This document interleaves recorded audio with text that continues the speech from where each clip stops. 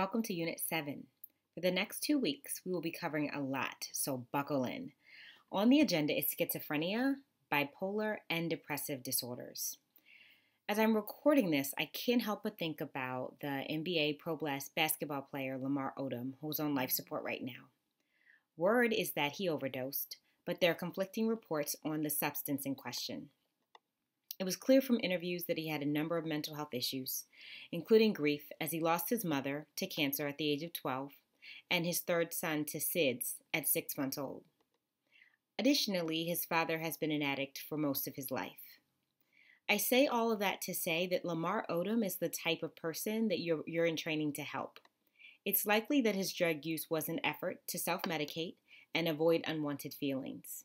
Notice that I said it's likely, so you never want to make firm diagnostic or evaluative statements about people that you haven't met.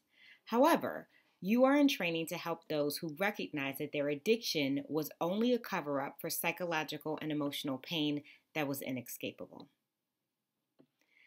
So you have readings and videos that are embedded into this unit. I've also taken the liberty of posting a chart that I created about psychotic disorders under the files section within the lesson.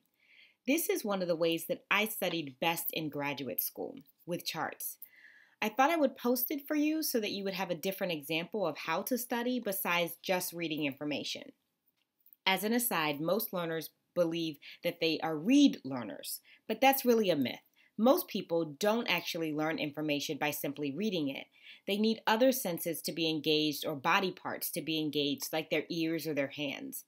So I'm a visual and kinesthetic learner, which means that I learn best by seeing and doing.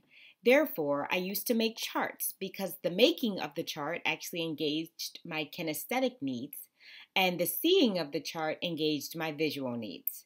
And by the way, I use lots of different colors because, again, that engaged my visual needs. And you will learn that, and by the way, you also learn that when you learn in more than one way, you're considered a multimodal learner. So moving on to assignments, during the first few weeks of the unit, you're going to have a discussion response due. You'll be discussing the case of Deborah, and your initial discussion response is due on Saturday, along with 2 peer replies.